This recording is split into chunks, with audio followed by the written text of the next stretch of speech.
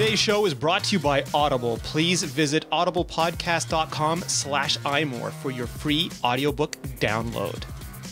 Hey everyone, welcome to imore.com's weekly show focused on everything iOS. From news and how-tos to app and accessory reviews, this is iPhone and iPad Live. It's May 16th, 2012, and I'm Georgia. And joining us tonight is the co-host of Iterate and the CIO of Nickelfish, Seth Clifford. Hello, Georgia. How you doing? Hello, Seth. How are you doing? I'm okay. Good. And also joining us is the editor-in-chief himself of imore.com, Mr. Rene Ritchie. How's it going, Georgia? It is going. I don't know which way yet, but it's going. Up, down, sideways, left, right. There's only so many options in three-dimensional time-space. That there are. And I would also like to say hello to our amazing chat room who came in to join us live. So thank you, everyone. Hey, chat room. How you doing? They look awesome tonight. They're a good-looking chat room, if I may say. I think we definitely have the loveliest-looking chat room in podcasting. We really do.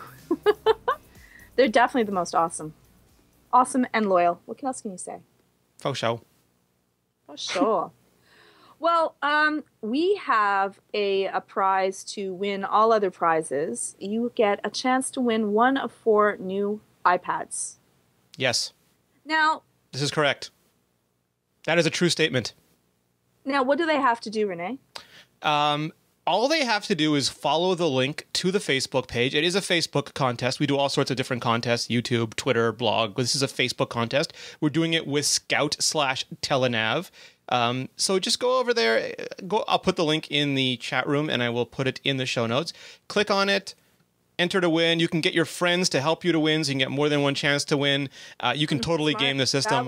That would be brilliant, actually. Yes. So go there, do that.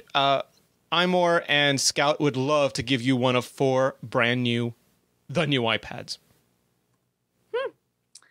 Most fabulous. And let's go right into the biggest rumor. And Rene, I'm going to get your take on it first, because you broke this story and it went across like wildfire. What you gonna do, Georgia, when the big wheels of rumor mania are churning, brother? It is the one thing that even I went, really? There's no way that this will ever happen. Well, and it's happening. Well, so to be fair, take it out, Rene. To be fair, the minute after the original iPad was introduced, people started saying, well, what's next? What's the next iPad? And before that, everyone was wondering when the iPad Nano would come out. So immediately when the iPad came out, everyone started wondering when the iPad Mini or Nano would come out. And there have been scattered rumors over the years. And I'm sure when Apple was making the iPad, they tested a bunch of different sizes, and they just ultimately settled on the one Steve Jobs liked best. But we have actually heard that Apple has decided to go ahead with the 7-inch iPad. They'll be releasing it in October. So far, it's scheduled to be released in October 2012. And they want to hit a $200, maybe $250 price point, and just absolutely shatter and make cry the lower-end tablet market, the same way they did the lower-end MP3 market with the iPod Mini those many years ago.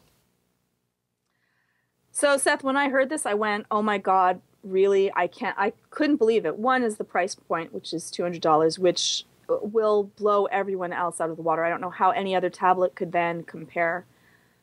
And just, 7-inch. Steve Jobs says, nope, doesn't work at 7 inches. And here we go. What do you think about this stuff? I'm still not sure what I think about it. I mean, obviously, if it comes out, it'll probably be pretty good, because I doubt they'll release something that isn't very good. That's obviously the sweet spot for price, because that's right in the neighborhood of, the Nook and the Kindle Fire. So that's definitely compelling for people that are looking at that metric. And the thing that I'm most confused about is what the interface is actually going to be. Is it going to be small scaled up or big scaled down? And we've had lots of discussion about this, and I'm not sure until I see it how I'm going to feel about it. Unless there's something special that they've done to optimize it, I have serious doubts as to whether or not this will really be as good as the phone or the iPad. If it's not the best of both, and it's just one or the other kind of smushed into that size, I'm going to be pretty disappointed. Now, Rene, you had a lot of people that right away after the rumor hit, we were the first one to break the story, and now it's all over everywhere. But a lot of people said, well, Steve Jobs says that it doesn't work at 7 inches, so they would never, ever release something like that. There's no way that it's happening. But you had a really great take on just the way that Apple does things. Do you mind? Do you know what I'm talking about? Yeah, well, I mean, there's two ways of looking at it. The first one is that Steve Jobs also said that no one wants to watch video on an iPod and that Apple would never release a phone. So what Steve Jobs says is not always... TV. Yeah, I mean, he flip-flopped on the TV. For him, the TV... And this exact same reason, the TV is a great example because Apple, as much as people say Apple is a design and a product company, what Apple's real genius is that it's a go-to-market company. They very rarely go to market with anything that they can't sell in the tens, if not hundreds of millions. And when they do, they say, oh, this is just a hobby. They clearly set expectations. So they have all sorts of things in their vault, and they routinely say no to releasing them, and they only say yes when they think it'll be a compelling product and they will be able to sell. They'll be able to go to market with it strongly, and that was the problem with the TV. Is there's so many cable monopolies and there's no clear go-to-market strategy. But with the iPad Mini, I think to your point, Seth, it will have to be a compromise. Every device is a compromise. Everything in life is a compromise. There's an economics opportunity cost to everything. And this will not be as big as the iPad. We've heard it's the same interface, by the way. We've heard it's identical to the current iPad, just shrunk down. The compromise here is that it will have smaller touch targets and smaller text, but it will be much more portable than the full-size iPad. Webster from the chat room says, well, why would someone get a 7-inch iPad if they already had a new iPad and the only difference is the screen size? I think that this would be marketed to people that cannot afford to pick up the iPad or are thinking about getting a Kindle or a Nook because of price. This pretty much gives everyone what they want. You can choose to get the 10-inch. It's a little bit more expensive. Or if you don't have the funds, pick up the 7-inch and then you don't have to worry. Or if you just don't want a tablet that size, if you want a smaller tablet. And some people do. Exactly. And Maya Call in the chat room has a great point, and Leanna said this before, a $200 price point is fantastic for schools. Yes. And kids. And I'd like you to it's kind of funny now, because if you guys remember, before the iPad came out, there were rumors that it was going to be $1,000, right, Seth? And then it came out, and no one could believe it was $500, and now $500 sounds expensive.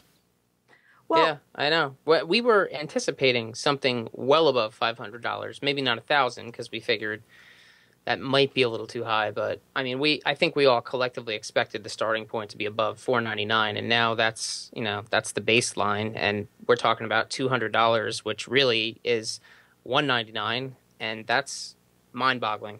It really is. Just going to show in the screen.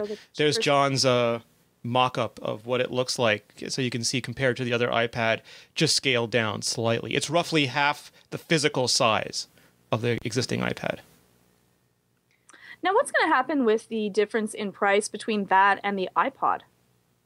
That's interesting. I mean, some people are wondering. Isn't the iPod $250? No, the iPod. Well, in Canada it is. In the US, Canada's $2 something, but in the US it's the same. It was $199 at 8 gigabytes, and we've heard one of the ways Apple's going to save money on this new iPad is by having 8 gigabytes of storage. So it would clearly be.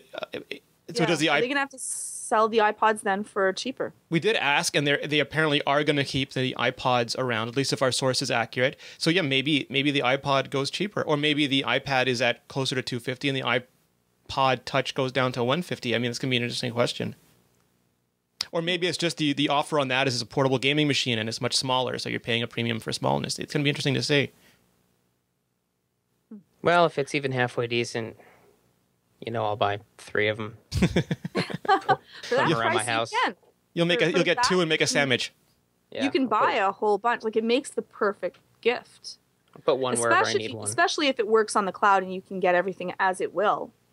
Now, that's actually, I was just thinking about that when you said 8 gigabytes. Do you think there's going to be a revamped push for iCloud? If that's the case, if they're going to drop that storage, they have to say something about it. They can't just say, oh, it's less. They have to say, but it's okay because, Well, because the binaries are the same size, right? And we know how fast even a 16 gig iPad fills up with Retina binaries. I think, Georgia, you noticed it was almost immediate. Yeah. Like you got like 4 or 5 games on and already you're having trouble. Yeah. So I would assume that iCloud is going to be really essential to that, but it makes it so that you could do something with 8 gigs. Well, Apple TV, I think, has been Apple's test bed for low memory devices for a while, because that's been 8 gigabytes for 2.5 years now, and it does almost everything streaming. So I don't know if we'll see more streaming stuff or a more streaming model. It's going to be interesting to see. Well, let's get into our next rumor. iPhone 5, Rene. Shall this be bigger, better? What exactly are we in store for? So this is kind of an evolving story, and maybe we'll go through it step by step. So the first thing that happened was there was a leak about iOS 6 that Apple was going to redo the Maps app. And this has been, we've kind of suspected this for a while because Apple bought 3 mapping companies in a row. Right now, the Maps app on the iPhone is written by Apple, but the data comes from Google. Google originally licensed Maps, and then they basically went and traced them and substituted in the licensed maps with their own maps. The same way both Apple and Google substituted in Skyhook's Wi-Fi location with their own location databases. And it sounds like Apple wants to replace the data feed now with an Apple feed. And that's the advantage to controlling the interface. If you change an app's interface, the users think it's a new app. But if you just change the feed in the background, it's like switching where their email account comes from. As long as their email's there, few people notice. So it raises some interesting questions. One is, why is Apple doing it? And 2, will it be any good? Because if Apple replaces Google Maps and they suck, it's going to be a huge problem, right? Yeah, it really would, because it's something that people need and use every day, and to have it be, it has to work. Like while I'm driving and I need to find a place, it needs to work, it needs to be efficient, it needs to be accurate. And there's an argument, some people got really upset by this. Why would Apple replace Google Maps? It's the same reason that most of the stuff on Android is powered by Google. You want to be in control of your software stack. It's not nice to have dependencies, especially dependencies based on your competition. The Apple is relying on Google, who is their competitor, to supply their data. It's not the most comfortable situation. And we've also heard separately from that, that Apple is kind of, there was a story a while ago, I don't know if you guys remember, that Steve Jobs gave this town hall meeting, and he said that Android was out to kill the iPhone, and that the iPhone 4 was going to be an A+ upgrade to really take it to Google. And it sounds like Apple's kind of gearing up for war with Google again, but this time instead of making an A+ iPhone upgrade, or not just making an A+ iPhone upgrade, and not just suing them in the courts, they want to hit Google in the wallet, because right now Google makes money whether you buy Android or iPhone. Apple only makes money if you buy iPhone. So Apple's kind of subsidizing Google's income. In fact, some people say Google makes more money off iOS than they do off Android, and Apple would love, according to our sources, nothing more than to whittle down the amount of money that Google makes off iOS. Now, Rene, for people that don't know the way that Google makes money, can you explain to them how Google will make money off of Maps, which is free and already sold in iOS, off of people using it? Well, the way Google makes money off anything is to monetize it. Their chief way, I think 90 to 95% of their income is through advertising. So they create products that get attention, and they show ads or sponsored links or something. And there are sponsored results in the Maps app. I'm not sure how much revenue they make out of it. Clearly nowhere near compared to the amount they make in Google search advertising, but it's money that and it's not just money. I have to be really clear about this. It's also data. Every time you use Maps, you're requesting data from Google. They know your location, they know your habits, your travel, what you're searching for. That's incredibly valuable to Google. And if Apple gets that information instead of Google, that's a huge advantage for Apple, even if it's not monetarily that much money. Right, because after a while, having an aggregate of information, which is power, of where we go, where we travel to, routes that we use, yes, that gives Google a lot of control, a lot of power, and it does creep me out a little bit. I think that no one should have that much power. Well, I don't know if you agree with this or not, Seth, but it's Google just has such a dominant position in this that I don't see it hurting for them to be disintermediated from knowing location-based information on iOS users. Well, they have, I think, probably the lion's share of consumer understanding in terms of what mapping is, technologically speaking. Like, I use Bing Maps intermittently with Google Maps because I like the bird's eye view a lot. And I think that's really cool. But I mean, when it comes to just looking up information, that's become synonymous with Google as a company. Yeah. And maps are an extension of that. And they're just so prevalent on mobile devices and on the web that I think people are always going to make that mental jump from I need a map to Google.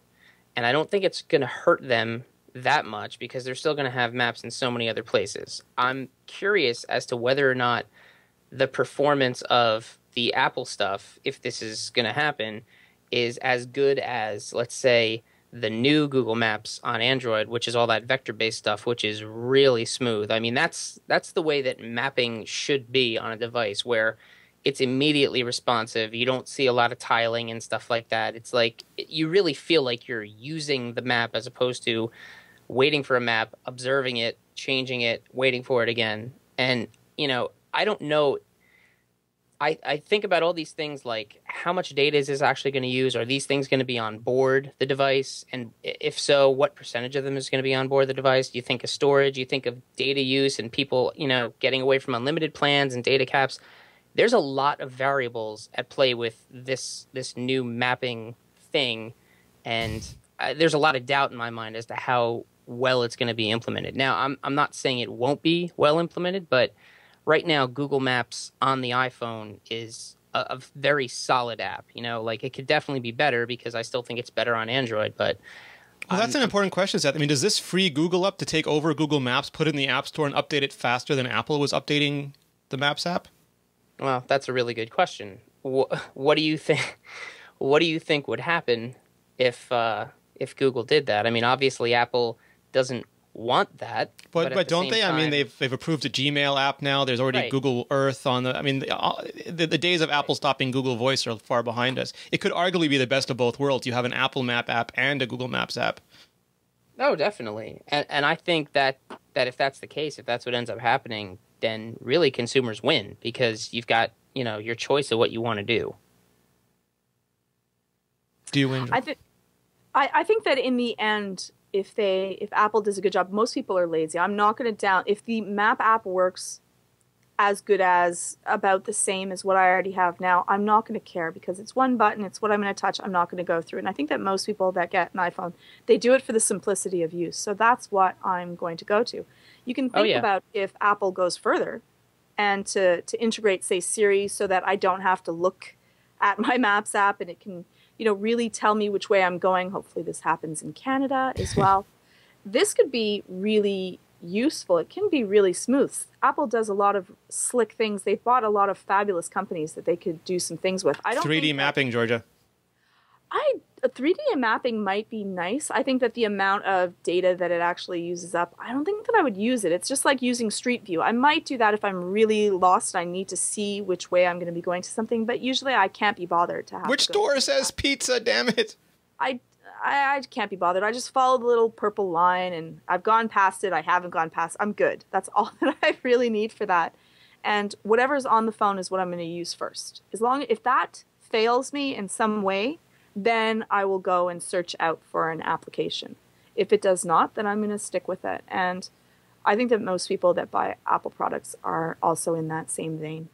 That's interesting because would Google put Maps in the App Store? Because we were thinking, would Apple accept it? But would Google even do it? Because they have not released Google Navigation for iPhone yet. Why wouldn't they?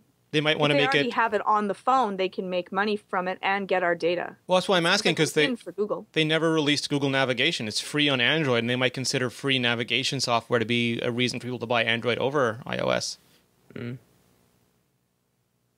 know, the thing that keeps resonating, you know, with me as I think about this is that when it comes to using maps on a mobile device, you want them to be as easy to get into and use as possible with very little overhead in terms of wait time and understanding what you're looking at. And I have a lot of questions as to how these 3D maps are going to work because I don't really want a mapping solution that looks a lot better but is not as easy to use or as straightforward when I'm actually like walking somewhere or, you know, driving or whatever the use case is where I don't have a lot of time and I really can't devote a lot of attention. I just need to get that little bit of information and make sure that it's there. That sounds like the kind of thing that you show people when you get your new iPhone, like, check out these awesome maps. A tech demo. And then you end up using the flat 2D map every time because it's way more useful. That JJ Wicks is saying it should be a toggle, but my understanding is that it's implemented the way Street View is, so you have to actually press a button to turn on 3D mode. It's not the default. It actually, if it's something that's going to be using data, it seems like a data sieve to me. It's almost scary. Yeah. You know, that I was all fine, and now I owe. Well, no, I mean the Google Maps now uses data. So I mean it pulls down. It doesn't store any tiles locally. It pulls down the tiles when you request them.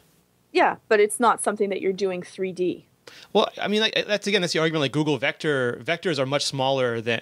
I don't know actually. Are vectors smaller than tiles? It'd be interesting to see how small they've made tiles compared to how small 3D models would be to download. I think the vectors are using less data, which is a big part of why it loads more quickly, as well as the way that it's drawn. That was my understanding. If that's not right, I'd love to know. In the end, I just want to make sure that I get myself there as accurately as possible. I think it's more important that they have really recent data as to, streets that are closed, like streets that are one way, and other information than that, than the way that it looks. As long as I can get there, that's more important to me. I don't want to get lost. I get lost easily, simply, and I want to make sure that that doesn't happen. Now, I think that it would be more important that they load, like Google spends a lot of time making sure that the data is really accurate.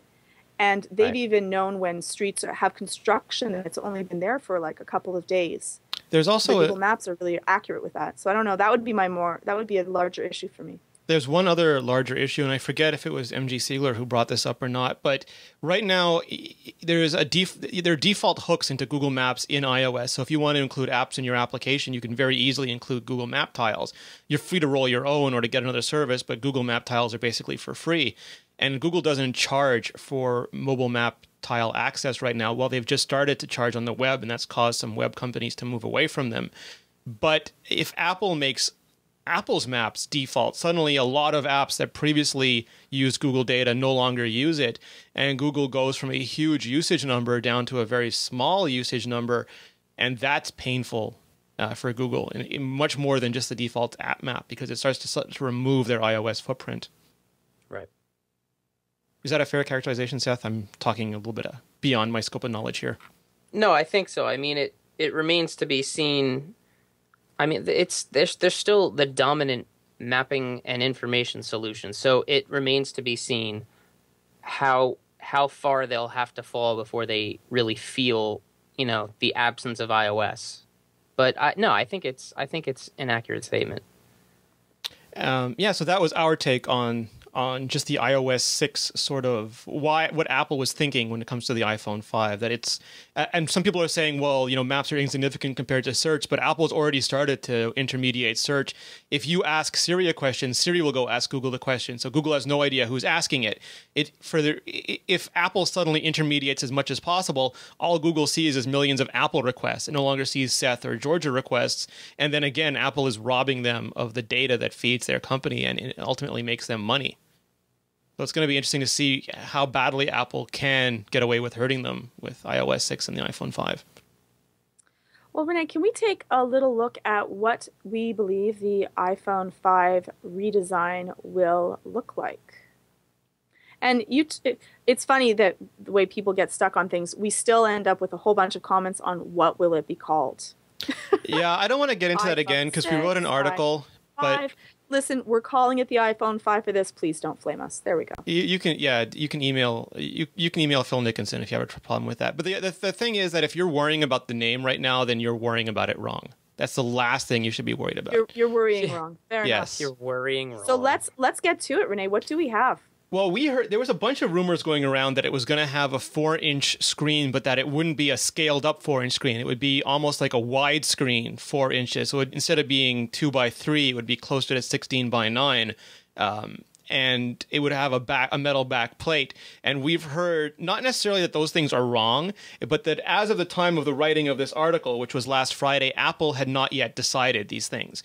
And that's not uncommon. I mean, if it's only going to be released in October, which we believe it will be, Apple's a very fast-moving company, and they love to prototype. And there's this old saying that they have 10 designs, 3 prototypes, 1 final unit.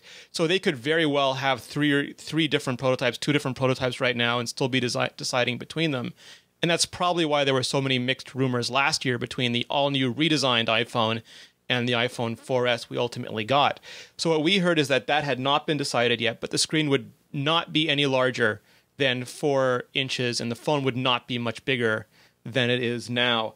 And we also heard that the mini dock is about the only thing we do know for sure right now. And there were some part leaks over the weekend that actually showed the mini dock in Chinese supplier sites. So that was interesting to see. And then just today, the Wall Street Journal and Reuters reported that Apple is settling on a 4-inch screen. So it's possible Apple has made that decision, but we still don't know if it's widescreen or the same ratio. I am guessing it is not going to be widescreen simply because that creates problems, and Apple is not known for creating problems. I think they're going to scale up the screen, give up Retina a little bit, drop it down from the 326 it is now down to 280 something, and just have 960 by 640 at a 4-inch scale. And they'll say it's still Retina, you just have to hold it an inch further back. Yeah, that's a marketing term. Or they'll say, you know, we really think Retina is important, but what we think is more important. No, you're absolutely right. I don't think they're going to change the proportions of the phone. I think they're just going to redefine what Retina is in marketing speak. Yeah, some people are saying that widescreen is fine because if you just use like a UI table view, you just add another row. Like, you know, if you have a list in Twitter, there's just one more tweet. If you have a list of icons, there's one more list of icons. But good designers design to the pixel, and it's a myth that apps are automatically scalable. It's just simply not true. But how many good designers are there really? Like, we have Seth, but no, I mean, in iOS we're lucky. We have a lot of people who really think pixels are important, and I don't think Apple's taken great pains not to mess with the basic core resolutions of iOS so far, and I don't think they'll start doing that now. Good point. And Kevin is asking if they would double the resolution again, and I don't think there's 1800 by 1200 panels cheap enough for them to do that yet. That would be really expensive. They wouldn't be able to keep the price point. That's one thing for sure. Yeah, maybe in the future, but not yet. It would be more expensive than the iPad. Maybe in a couple of years we'll have 4X displays. You know, and then what kind of battery power would we need to power it, and how would it last for 1 hour? Well, that's the thing. Whenever we write a story, we try to think about repercussions, because it's easy to say Apple will do X, but what are the repercussions of doing X? Because if you, like you just said, George, a battery, you have to light the damn thing. Developers have to make their apps look good on it. If they make the resolution bigger, that it doesn't melt in your hand. Well, absolutely. And if they add more pixels, then developers make an app for those pixels. How do they cram that down into the existing iPhones? Because they're not going to get rid of the current iPhones. So, I mean, it's a big bag of hurt if they do anything strange with that. As for now. Yeah, at least that's my opinion. Can I ask about what you think will happen with Siri? Is this the big iOS 6 question? Please, I'm dying. This is MG Siegler again. According to him, the actual code name is Sundance, which is another ski resort. Apple loves them, their ski resorts. And he is saying that Apple's thing for Siri is something that we've been asking for a long time. There's actually two things. We'd like Siri to get some parity and consistency. We'd like it to have more locations. But we'd like it to know what phone really is the best. Yeah, don't go there. That was so cheap. Not you, but the original story was so silly. Do you want to talk about that? Is that a fun thing to talk about? Well, it's just kind of cute that the iPhone, was saying that the Lumia 900 is the best phone. Well, but it wasn't. Saying it was actually just sending information to it that had already been conglomerated by Google. Wolfram Alpha in this one. Wolfram Alpha. Yeah, but if you phrase the question in a specific way, instead of the iPhone responding, it would pass a query along to Wolfram Alpha, and that would send back the Lumia 800 because that was Lumia 900 because that was something in Wolfram Alpha. Yeah, and if you went to a Windows phone and asked a question a certain way, it would go to Bing and it would return an article saying the iPhone was the best phone. So I mean, that's the perils of having an open internet connection. That's been patched since then. It's not. They might have changed the syntax so that no matter how you ask the question, it goes to the iPhone and not to Wolfram Alpha. But it's a moving target. It's whatever those search engines return. And if you search something on Google today, there might be a different article than yesterday, or Wolfram Alpha. So I mean that it's funny, but that highlights one of the problems is that it's easy to write a story without understanding how the technology works. And I don't understand the technology great, but I try to ask people if I don't. I mean, it's a great headline, but it just shows a lack of understanding about how Siri works ultimately. Exactly. So this is saying that Siri might get API hooks, so which means that Georgia, for example, if there's an app you like that's not a default Apple app, it could be hooked into Siri. So if you asked for certain music, instead of going to the music app, maybe it would go to your streaming internet radio app, or maybe you could say launch game Zuma or something. So that I think would be really exciting. I would love, I don't know about you, Seth, but I would love to be able to launch things with my phone with just a word to be able to do that. I'd also like my phone to be able to do other things like take a photo, things that I don't want to be there while it does it. What are you hoping for from Siri yourself, Seth? I think my you haven't been thrilled with Siri.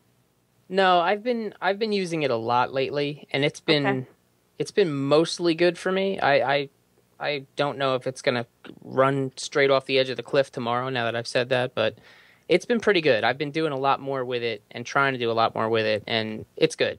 My biggest hope would be expanding it with API stuff so that other apps can hook into it, because the handful of things that I do with Siri, I do a lot, but there are so many things that I would do with Siri that I can't, and that's probably number one on my wish list, is that as easily as you can integrate an email sheet in an application today, I want Siri hooks to be that easy so that people really start experimenting with it, because that if it's easy to implement, everyone will do it. But if it's really easy to implement, the people that have really great apps will do a really great job, because it's just going to be, that much less time to struggle with it. Obviously, if it's difficult to implement, I have a feeling those people would still do a good job because they obviously put in the time to make things right.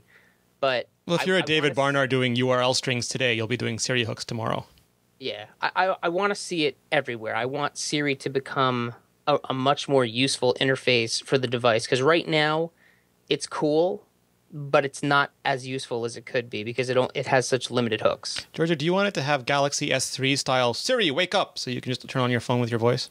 I would. I would like to be able to do everything. I would like to be able to interface with my phone through my voice, period. Completely. Yeah, absolutely. To turn things on, to play certain music, to turn down the volume, to turn on my Bluetooth. I would like for it to fully understand what I need without having to interface with my phone through touch. It's funny because I got so lazy using Siri on my iPhone, I stopped using my iPad for typing, and now I have dictation on my iPad, right. And I hate typing long things on my Mac. I know I can get Dragon or something, but just it's not built in. So it's amazing how easy that stuff becomes. It becomes habitual. How easily it becomes habitual. Right. I would like it to be, as Paul mentions in the chat room, HAL 9000. Though I would not like it to be able to open and close my doors. What are you doing, Georgia? Yeah, that would be slightly creepy. Yeah. I don't want it to talk to me unless I ask it to. Speak when spoken to, Siri. Yeah, it's like the first Droid commercials. I was like, those are creepy. That's just scary. Siri must obey the commands of a human, unless doing so would. Yeah. Nice. Three laws of Siri-botics. Asimov's laws of robotics, for yes. sure. We'd have to be careful about that. Could get scary, but then again, it's smaller than me right now. Can I quickly jump to the absolute best news of the week? Okay. Aaron Sorkin is going to be writing the Steve Jobs biopic. You're very excited about that. I am excited. Wait, I'm gonna fake sincerity. Dude, really? he wrote awesome. Sports Night. He wrote The West Wing, American President, The Social Network.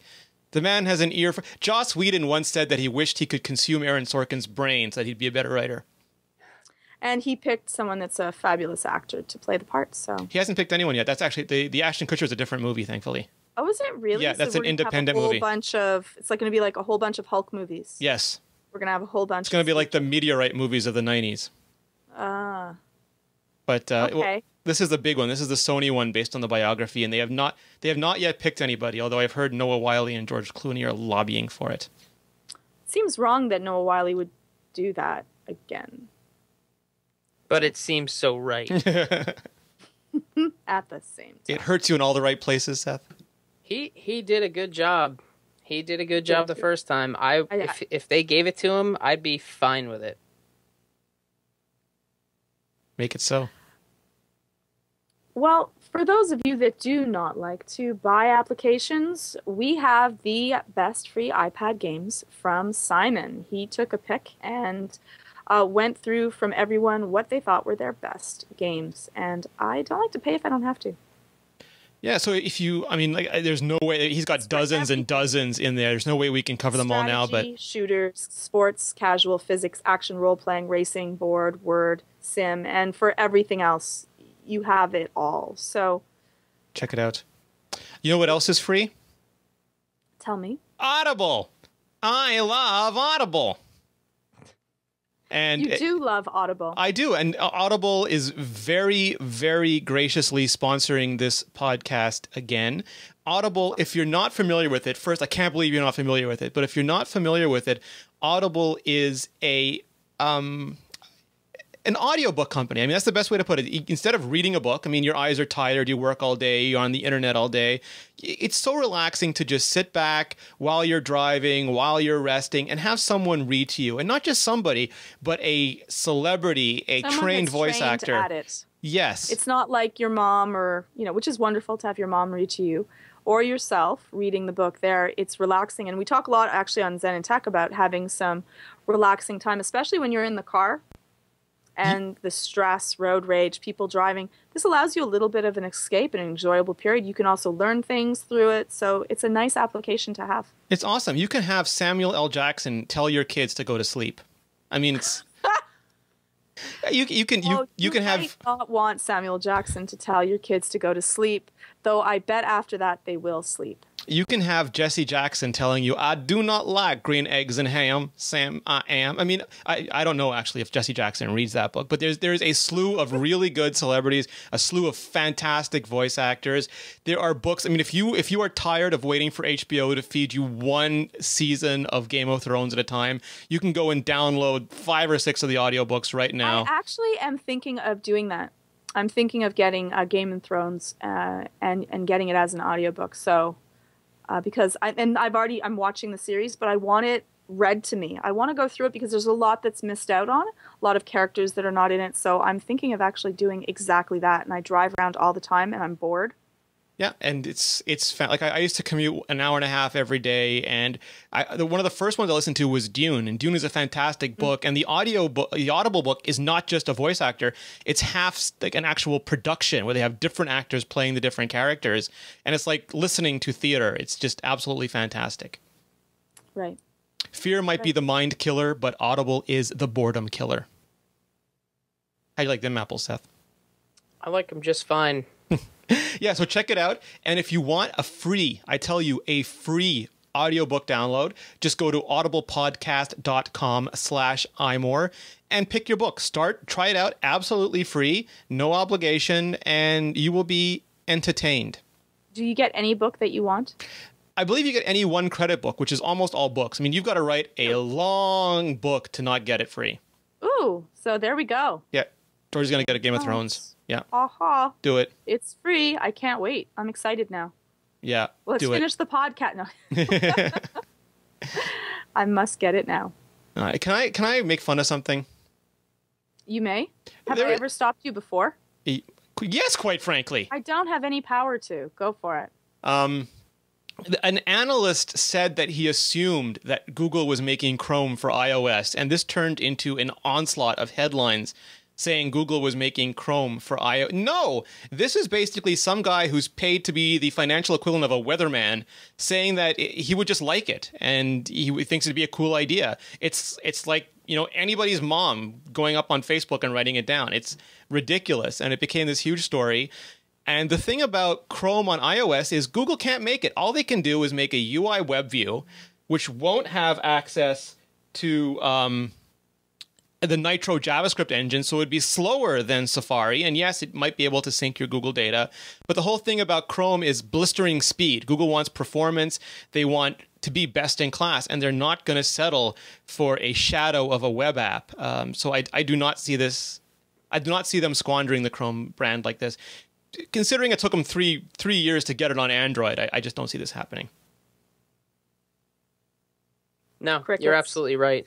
All of the third-party browsers have really interesting features that trump Safari because they really add a lot of functionality, and I've seen some really cool things, but they're all slower because they can't hook into Nitro. Yeah. And that's just not somewhere that Google is going to want to be.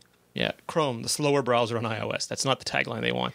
Chrome, we're mostly fast. Yes, except on iOS. That's why some analyst's mom should stay away from Facebook. I'm just saying. That's all I'm saying. Can we skip all the way down to accessories? Absolutely. I have one more rant, but we can happily skip it, and I'll save it for next time. Go for it. Rant on. I would never stop you. Seth is wearing the Hulk pants, but please do rant. So there's this app, Sparrow, and it's a fantastic app, and it's basically a Gmail app that also does other forms of mail, but it's really well designed. It works really well, but they don't have push notifications. Originally, they tried to use... iOS only allows 3 kinds of background tasks. You can use voice over IP, you can use location, and you can use streaming audio. And unless you're one of those 3 things, you cannot stay on in the background. They will give you a warning to finish your data, and then they will shut you down in approximately 10 minutes. And Sparrow, if you're an email app and you have to open the app to not only read your mail, but actually download your email, that's poor performance. So they wanted to stay open in the background, and they used the VoIP service to do it. And because they did that, Apple rejected them. And they applied for permission to do it, and it was denied because it's not the right API. If they got to do it, why not IM applications? Why not SSH applications? Why not any application that wants to stay open in the background? So it's not Apple being evil, which some sites wrote that it was Apple being evil, but it's that it does not exist. The proper functionality does not exist in iOS for this to work. So instead, they're going to do push notifications, which aren't as good. And because it costs money to run a push notification server, they're going to make it a subscription fee in addition to buying the app if you want them. There's my rant. So where's your rant? That people were covering this wrong. You want to show them how to really rant? Okay, I wasn't sure if it was about Apple implementing, a different kind of push or a different kind of background process, or if it was about people covering it wrong. All right, so okay. Yeah, well, Apple should make rant wrong, Seth. I did. No, it wasn't a wrong rant. It was just a nebulous rant. I needed to know. It was more of a long dialogue. It's okay. Slightly upset. It was a rant against itself, so it could not stand. Because I'm ranting that Apple doesn't provide this feature, that Sparrow wanted a feature that Apple didn't provide and tried to hook into it, improperly, and that people covered it wrong. Yeah, so it was really a multi-tiered rant. Yes. It was a rant in 3 parts. It was like a nesting doll rant. Yeah, a Russian doll rant. Sorry, Georgia, go ahead. Move us along. Inception rant. Kick. Okay, well, let's talk about something that people really did freak out over and had quite a regular rant in the comments, and that was our multi-stylus showdown. You have yours, Rene? I only have 2 of them. I do not. I actually I was doing photography for them today, so I moved them over to my photo. Okay, piss. Well, here we go. I have 3 of them. Here we do. We went through 4 of the premium styluses and took a look to say which one is the best and for what. I can show them on the site if you want. You want to see them? Here's the actual, and this is a huge post, George. I mean, this is fairly awesome. There's a video where you actually put them head to head to head to head. Head to head to head to head. And then we have all 4 styluses. And so they have the Wacom Bamboo stylus. We have the Adonit Jot Pro stylus. We have the SGP Cool H12 stylus. And we have the 10-1 Pogo Sketch Pro stylus. Those were our contenders. Fight! Now, with contenders, there is always someone that takes a hit. There are winners and there are losers. There's winners and there's losers. And unfortunately, we really did have some losers. And people went bat crazy. Can I just add into this that Please. losers talk about their best. Winners go home and use a stylish. I thought you were going to say something else to the stylist, but well, let's just continue from there.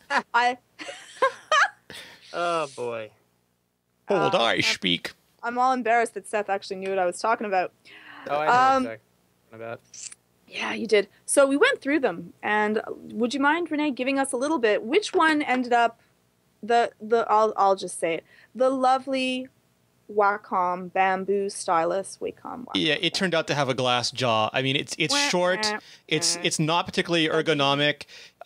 It's the most expensive, and it had the poorest capacitive registration of any of the styluses we tried. Ratio was really high. Although someone in the comments said that they actually take the tip off and put styrofoam inside it to make it less mushy, but I don't want to have to hack my stylus. Listen, if I have to do that, if I have to jailbreak my stylus, I'll just buy another stylus. I'm not gonna spend the time in that. Though and a lot of the people in the comments, they haven't tried the other styluses, so it doesn't. But boy, were they angry. But boy, do people love. I think it's the name Bamboo. I think that it makes them feel really earthy. Well, also Wacom is a really big name, and they're hugely popular. I mean, they just sold a lot of it, and I don't think people have had a chance to compare the way we did. Well, the wonderful thing is when we went in, I actually did not know which stylus would end out winning, and it just was not the Bamboo. No. It did quite poorly. I'm really sorry, Leanna. But Leanna hasn't tried all the styluses either, to be fair. She just got a Bamboo and really liked it. But again, people love their stylus. You get used to something, it's kind of like, you start to love it. So we took a little bit of heat for coming down so hard on the Bamboo, but in the end, I don't want people to spend money on a stylus that really... So let's not dwell on the bad one. Let's move on to the good ones. The Jot was like a mixed bag of a stylus for me, because it was excellent for line drawing and excellent for technical writing. And because of the clear disc, you really like that, right, Georgia? You could see exactly where you could place it. That I enjoy, because that's the one thing that I do not like with the capacitive, the amount of space that the capacitive area needs, because it's from a fingertip. So because it has to be so fat, I don't like the fact that I don't really know where the dot is going to be. And for gaming, it makes a lot of tapping. I mean, we did a lot of this last week, and I don't want to rehash the entire thing. And if you want to know who won, I suggest you go and read George's fabulous post, because it's neck and neck. Literally, the styluses are fighting, spitting, biting. One of them took a chunk out of the other one's ear. It is a highly dramatic fight. Oh, well, hell, I have to say it. No, don't ruin it. Oh, really? Spoilers! Really? People that come to watch the podcast deserve to know which stylus I actually do like the best. I made them. How about next week? Can you make them wait till next week? They can go read the article now, or they can wait for next week for you to tell them? Seems cruel, but okay. Yeah. Why don't you do this? I just think that sounds really cruel. Why don't you put it in the chat room to reward the people who came live, but the listeners will have to read? Oh, Seth is nefarious. Maniacal, love that. Cunning, conniving. Oh, okay. So this is my favorite stylus. You're welcome, chat room. We're doing like a Phil Nickinson. By much. I love this stylus. I actually lost this stylus, and I ordered another one because I was heartbroken. I was actually heartbroken. I love it. All right, I love it. Excellent. And we should do some sort of like giveaway or something. We are. We're doing one tomorrow. You're just like so full of spoilers today. I love it. All right, cool. Yeah, we're going to have a massive giveaway tomorrow on the site. So you can get your own. So don't worry. Everyone that wants one, you can get it. Yeah. Do we get the booby prize and someone actually gets the Bamboo? No, somebody might want that. We're going to... You're making me ruin everything. You're like, I can't take you anywhere. Yeah, you'll have a chance to win the stylus of your dreams. If your dream stylus is the Wacom Bamboo, you are more than welcome to choose that. There, you made me say it. Happy? There you go. Yeah. And we also, so let's get on with, and go ahead, you can go to the set, hate on us. If you are a Bamboo fan, go ahead, hate on us. I can't wait to see it. I love it. It's brilliant. And if you actually like the styluses that did win, tell us that too. Yeah, go ahead and say it. Say what your feelings are. Actually, someone did make a really good comment on the difference with styluses and the screen protectors, that there are some screen protectors with certain styluses that decrease the capacitivity of the stylus on the screen. The websites clearly say that. I mean, like if you go to any of their websites, they'll tell you that they make no guarantees, warranties, or support decrees about the sensitivity with a screen protector. Yeah, and all of the styluses that we tested out were on a non-screen protected iPad. Naked as the day it was manufactured. The iPad was. Yes. Okay. Anyways, moving along really quickly, we did a how to integrate all of your social networks on your iPhone and iPad contacts, which is so easy for me. Yeah, because you don't have any contacts. Or social networks. Exactly. That's exactly it. No, Gary wrote this up for us. So the thing is that, like, if you used WebOS, you had Synergy. If you use Windows Phone, you have a whole bunch of stuff just baked into the OS. If you use Android, you have a lot of ways of getting everything together. But iOS still, it's an island unto itself. It's got minimal Twitter integration now. But you basically have to do everything through apps. And I'll throw it up on the screen so people watching can see it. 1 second. But Gary went through and painstakingly described how to get everything from your mobile me to your Gmail to your Facebook to your Twitter to your LinkedIn, and then you know how to upload it, download it, combine it, deduplicate it, and eventually load up the one contact list to rule them all. There's a lot of caveats, but there's a lot of good stuff in there. But I think the takeaway is that Apple really has to catch up in this area. I would seriously love it if they had in iOS 6 a synergy-like component. I mean, that's one of the greatest things that WebOS ever did, was that integration. Yeah. And it was smart, too, because basically they just ingested all the feeds, kept them siloed internally, but then presented a unified view of them, which meant the data never got contaminated, but you got to see it all at once, and it would just auto-magically combine duplicate contact names. Not always perfectly, but very well. And I would sincerely, dearly love to have that on iOS. Yeah, contextually, it was the best. It was great. Is that it, Georgia? Anything else for me? No, not much. Though we do have some feedback. Do we have time to go through it? Yeah, sure. We have a couple questions. Sure. So Scott asked, just wondering if you can do a review of the Mophie Juice Pack Plus if you haven't already. And we have. There we go. I do a lot of trade shows. When I do trade shows, I have a Juice Pack Plus and a Juice Pack Air with me, and they're really good. I like the case form factor for chargers. They're very convenient. You don't have to carry a dongle with you, and they will restore your iPhone. I think they 70% for the Air and 100% for the Plus. They're great products. I mean, there's other competing products that are just as good, but if you like the Mophie, by all means, get a Mophie. Do you want me to read the other one? Yeah, you or Seth, whoever would like. Hi, I love the podcast, and thanks for reading my email. You're welcome. Could you please do some investigative journalism into the non-existent OnLive player for the iPad? I'm one of those poor losers who was so excited last year at the initial announcement of OnLive for iPad that I purchased an OnLive Universal Wireless Controller. And Ted proceeds to fume about this for a couple of paragraphs. And he wants to know, why won't OnLive or Apple tell me anything about this? Why can't I get it? Will it be released one day? Am I the only one waiting for it? Who can I blame, basically? He wants to know, follow the money. Who's at fault here? And the answer is it's out for Android, and it's not out for iPad. And there's no good answer to that. And they either haven't put it in or Apple hasn't approved it. I would think you'd want to look for their product blog if you're going to try to get any answers, or find them on Twitter and see if you can petition them directly for answers. Because, you know, like you said, either they haven't submitted it or Apple hasn't approved it. And if they haven't submitted it, that's they have reasons for why they didn't. And if they submitted it and Apple hasn't approved it, then that's an entirely different story, isn't it? They do have a product blog. I did check there, and they're all about the OnLive desktop right now, which is what lets them run PC programs. So there's very little information about the gaming platform, a lot about their desktop app, and we will follow up with them and ask them.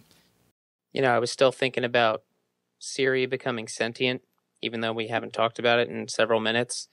And I just pictured Siri contacting people you're supposed to meet for dinner, telling them that you're not going to be there, and then navigating you to a dangerous part of town. And then, well, you know, that story pretty much writes itself at that point. JJ Wicks wants to know, why do you hate the Bamboo? And we don't. We went into this thinking the Bamboo would be great. I was shocked. I think that a little bit is because the Bamboo has such hype. I expected it to live up to it. When something has so much hype and it doesn't, it seems like a larger fall than it actually has. Oh, and Matthew has a great question. Georgia, are you excited for the 5.1.1 jailbreak? And I'm going to ask, have you updated to 5.1.1 yet? Did you even have to bring that up after all of the heat I took? No, I'm not excited about the jailbreak. I'm not going to be upgrading anytime soon. Now, there's a legitimate question. No, some people are legitimately concerned because they have pointed out rightly that there are security patches in these updates, and they are worried that you might get, for example, spoofed. You might get a malicious URL that will trick you into opening it and take over your iPhone and install Flash on it or something. I'd be just fine if it installed Flash, though. So I would be like, oh, that's awesome. So are you worried that you're not keeping up to date with security? No. Okay. No, I have no worries, actually, for security for my phone. I don't again, I think that I want to be asked most of the time, but it's not something that keeps me up at night. And so what version of iOS are you running right now? 5.0? 5.0. Nice. Yeah. So she has not installed 5.0.1, has not installed 5.1, has not installed 5.1.1. Yeah. Yeah, that's not too bad. And when the 5.1.1 jailbreak has come out, will you upgrade and then jailbreak again?